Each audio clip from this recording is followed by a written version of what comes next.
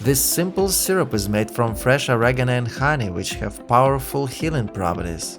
Oregano is an aromatic herb widely used in Mediterranean cuisine.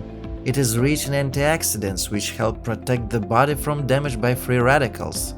Oregano is also a powerful antimicrobial agent, meaning it can help kill harmful bacteria and viruses. Honey is another powerful natural remedy that has been used for centuries. It is well known for its soothing effect on sore throats and its ability to boost immunity. Honey also has antibacterial properties that help fight infections. So how do you make oregano and honey syrup at home? Here is a simple recipe you can try.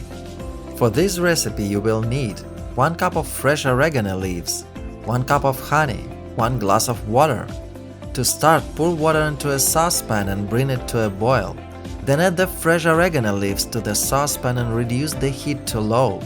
Let the oregano simmer in the water for about 10 to 15 minutes or until the amount of water is reduced by half. Once the amount of water is reduced, strain the oregano leaves using a fine sieve or cheesecloth.